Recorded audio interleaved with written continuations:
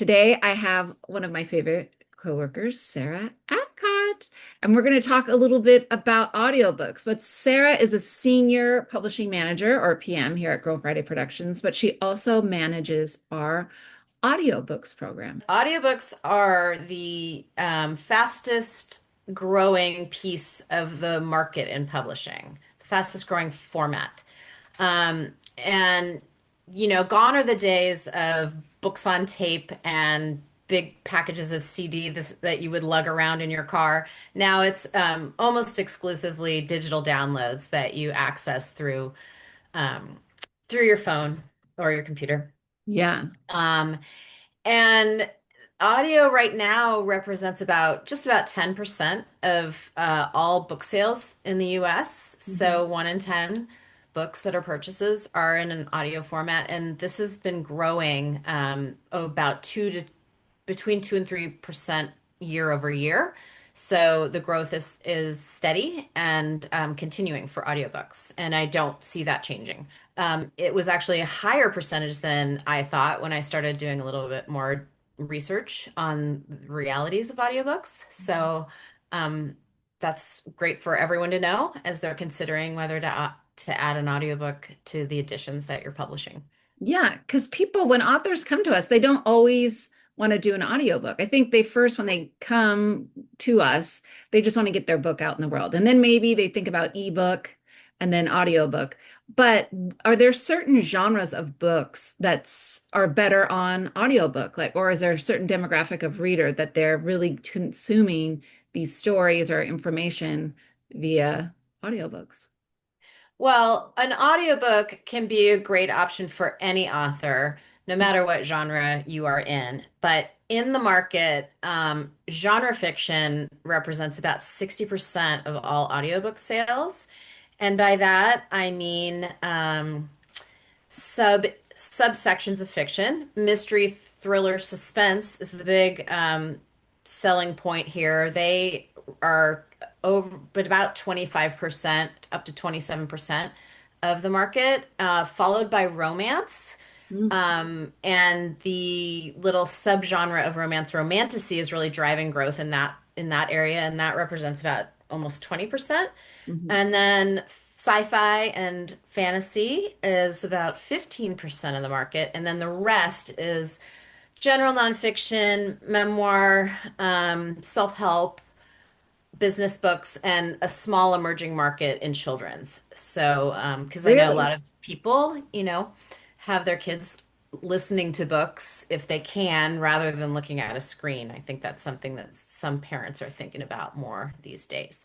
Yeah, one of the things I love about audiobooks too is that I think as kids, as children, one of the first way that you're introduced to a book is by someone reading it to you out loud. And so I think that part of my love of audiobooks taps into that first knowing about books as a young person. And so I like to see that revived in us as adults too, that there's something comforting about having someone read you a book. And thinking about who is buying or borrowing audiobooks, because they are available in libraries as well. Yep. Um, the gender breakdown looks like it's about 60-40 skewed women to men. Um, and younger to middle age, we're seeing a lot more Gen Z folks getting interested in audiobooks. The median age of an audiobook listener is about 41 years old. Hmm. Um, but there is growing in the over 55 market. So generally, it's just not you can't really completely generalize, but it's an emerging market with lots of new energy and new readers or listeners. And so we do a lot of like persona work and pull data here at Girl Friday. Do you have more information? I know you mentioned about the women and the men, but are there certain like attributes? Are they like city dwellers and they're listening to it when they're on the subway or something like that? Yeah, I think if I had to say, I would say it's kind of the persona of the typical audiobook listener would be a well-educated woman in her 30s or 40s, especially those juggling a busy life and using their audiobook time to fit their reading in. Oh, that makes perfect sense. So how are audiobooks distributed? And more importantly, if someone got an audiobook service here at Girl Friday, how is it distributed? Yeah, so we partner with an audiobook distributor called Authors Republic, and we have developed a nice relationship with them. So we have personal contacts there, and we've negotiated a special royalty rate for our authors with them. And they distribute the audiobooks to a distribution network of audiobook retailers worldwide, including Audible, which is the most probably familiar audio uh, place to get audiobooks for purchase. Right. And then Authors Republic will also distribute audiobooks to the library system, in addition to uh, it'll come out on their Libby app primarily, which is an app that you can load into your phone, and then you just listen to the book through your phone. Let's talk a little bit about the production of audiobooks because I know that you're Sure. in charge of all that. So how long does it take to produce an audiobook? Once we have the final narratable script final, so that would be in the production process of making your book, that would be a book or an ebook or any other edition, the final tied up with a bow text. It takes about 3 months, about 8 weeks from casting the narrator to the final delivery of files. And then we tack on another month, about a month, for distribution to make sure that once we send it into distribution, it's available at all of the retailers that will be making it available for purchase or through the library for download. If you are a business book author and you have a lot of charts or pictures or graphs or a memoir with a bunch of pictures of your family, obviously you can't listen to a picture. So we may do some adjustment to the text to say, so it doesn't say, please say, see figure 14. You can't look at figure 14. So we will adjust that in the narratable script. And then also there's an opportunity when the audiobook is distributed for someone who has supplemental material like that to attach a PDF that can be downloaded along with the audiobook. So you're still getting that content. It just is in a way that is understandable. Okay. Yeah. So I know that there's this really cool thing, especially through Audible, that it's called Whisper Sync. So it's like the ebook and the audiobook and it's packaged together. Can you tell us a little bit more about what that is and what's cool about it? Sure. Yeah. So this is a feature that's exclusive to Amazon. So, and it pops up when you're buying a Kindle edition, an ebook on Amazon. It'll Mhm. give you an option to add on the Audible version for a little bit more money. And what that does is it activates something called their whisper sync technology. And so how this plays out in practice is you are listening to your audiobook in your car, you get home, you go back inside, and you sit down on your sofa and you flip open your Kindle, and it knows where you are in the book. So you don't lose your place, and you can have seamless coordination between the two formats of listening or reading. And it can be a fun thing for people who are on the go a lot. Um, so I think it's a cool feature that people like, and it's a way to get audio because ebooks are pretty cheap to buy, and then audiobooks can be, probably more like the price of a hardcover book, a little bit more expensive, and so it's kind of a nice way to get a discount on your audiobook when you're buying the ebook. Just buy it together.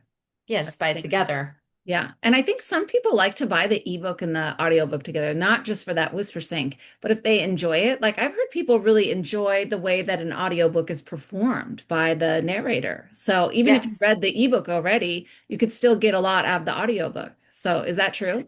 Yes, and we're seeing a lot of book influencers out there in the world recommending books, and they will often say, read this book, but really, really do it on audio because the audio is fantastic. And there's a lot of different ways that people come to discoverability of books, as we know, in book marketing and book publishing. So having an audio edition is just another way that someone can discover your book. Yeah. That's so cool. I do love that. You mentioned something I wanted to get into, and I think our authors get really excited too, is about the casting process, how that works. Because, they're writing the book or they have a voice in their head. So how does that translate into actually finding the voice talent that reads the audiobook? Well, we have a wonderful partnership with an audio producer. And they have a stable of voice actors, professional voice actors. A lot of these folks have come from theater, television, film, as using audiobook narration kind of as a side gig sometimes. And so we have a process that we go through for casting where we would ask the author if there's any particular thing about what they're envisioning, just like what you said, Georgie. What's the voice in your head? Yeah, But normally for fiction, we would know the gender of the protagonist usually, and so we would sure. pick the appropriate person. Yeah, And then we would ask the author if there's any specific regional accent or anything like that that needs to be captured, the relative age of the person that makes the most sense for the narrator. And then we work with the producer who will take that information, go look at their list of people who they know and work with all the time, and pick out a few people to audition. And so what we'll do is we'll provide a section of the author's book, and the people who are chosen to audition will read the exact same sample, and those sample audition audio files will be sent to the author to listen to. I'll listen to them too. And and from that, we're pretty good at getting someone on the first try. So it's usually 3 to 6 voices that they'll be able to choose from, mhm. and then that person will be selected. And then the second piece of the narration process is really important. It's called the pace sample. They'll send us a longer sample of a different section that we've chosen. Often I like to do this with sections where there's a lot of dialogue or a bunch of people in a room, so you can hear how the narrator can distinguish those voices without being overly theatrical or weird. The main thing is to make sure that as the listener, you're just following along with no confusion and no interruptions. And so some narrators do that better than others. And so we want to make sure that we hear how those voices are distinguished and the characters. Sometimes, a female narrator will need to voice a male voice and or a child. And so just to listen to how they can distinguish those and have it be comfortable listening for the audiobook listener. And I think it's really fun to hear the different voices and how they I read do it. too. And some of these people, I mean, super Oh talented yeah. actors or DJs. I know that one of our authors chose someone that they have like a very popular radio show in LA. Like it's pretty amazing and really fun. Now, here's the question that comes up that we hear at Girl Friday quite a lot is what if an author says, especially if it's a memoir, and that makes perfect sense. If they want to read the book themselves. What do you say to people, Sarah, when they say that?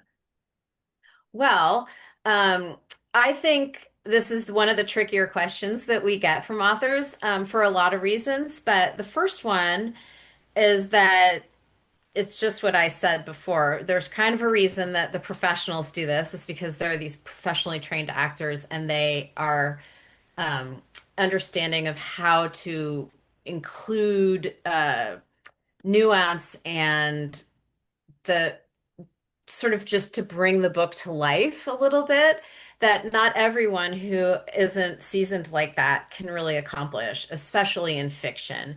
But I will say that in memoir and in some business books, where if the business book is, an extension of your brand, and you're going to be using it as some kind of piece of, speaking arrangements or, um, for conferences or as just an extension of yourself, I think that's a great idea for the if you're a thought leader or business person, to voice your own audiobook because it is an extension of you. And the same goes for if you have like a deeply personal memoir. I think that I know I enjoy that when I read memoirs or listen to memoirs and audio, that there's just a deeper connection to the person Mm. um, who is telling their own story in their own voice. Sometimes we find that if the memoirs are personally traumatic or difficult, then that's not a comfortable place for the author to do. But and then we'll find, a narrator that's in the same demographic type person as the memoir author. One common misconception, though, is that it's more cost effective to Mm, record your own audiobook. It seems like it would be because you're not paying a narrator to read your book. However, um, you do need to find a place and record the audio yourself in a studio. Our producers are wonderful in finding and vetting local studios near where an author would live, and then facilitating that recording experience with them. But you do have to pay for the studio hours in the production. And so mhm. that is an added cost that will make the audiobook production a little bit more expensive. Not always dramatically, it depends on the length of the book, how many hours you're in the studio, a lot of variables. But we offer both options, and we will tell you the truth if we think it is a bad idea for you to narrate your own book. And we will also say, I do think you'd be great at doing that. So, um, there's two different options. And then there's a third option that is used very rarely, and that is to have an audiobook recorded by the author like in their own home. That is more like if you're like a professional podcaster or you have a studio or a space in your own home to Mhm. do that, then that's fine. Otherwise, we really discourage people from trying to do that because there's too much noise and it's just not, it doesn't sound right. So Yeah. that's kind of the big picture of recording your own audiobook. And if someone wanted to do it on their own, do they get any kind of coaching from the producer? They do. There's time baked in for that, and then especially if the uh, producer is connecting with the local studio, that in-house producer can also will be there the whole time um, helping the author through the process. And I just finished up an author recorded audiobook with someone, and she said that the producer at her studio near Boston was so fantastic and really made the experience um, so much better and easier for her because she was feeling really vulnerable about doing it because she was not like a professional, but she had a memoir that she was reading that was very personal. And she said that it did get emotional sometimes, but they were very patient. And so it's always great to hear that our best efforts are showing up in the good feelings for the authors who are doing it. We do get questions from authors about audiobooks and when they should be released. At the same time as the paper book, hardcover, ebook, should it be something later? What's your stance on that, Sarah? We do this both ways. I mean, sometimes authors come in and they say, I know I want an audiobook on day one. And so we just build that into the whole production schedule from the beginning. Mhm. Uh, One way that is a little different is that you can do your casting earlier, but then you have to wait a while until your book is completely finished before the narrator can start really recording it. Um, and then if you say, well, I'm not sure I want an audiobook, maybe later. We will talk to you later if you've asked us to and remind you that you might want an audiobook. And then we've done it. I just finished one that is coming out 6 years later. So there is no right or wrong answer. You can do it a few months later, you can do it years later. It doesn't matter. It's just another edition of your book. And one of the fun things about doing it later is you have another targeted marketing opportunity that you can announce to your readers or on your website to say, hey, everyone, I have a new edition coming out, an audiobook. Exactly. Yeah, I love So that. there's no wrong answer there. It's really just whatever feels right. Sometimes people want to wait a little bit financially. They want to, get through things and then Hmm. dedicate their dollars to that a little bit later. But there is no really wrong answer.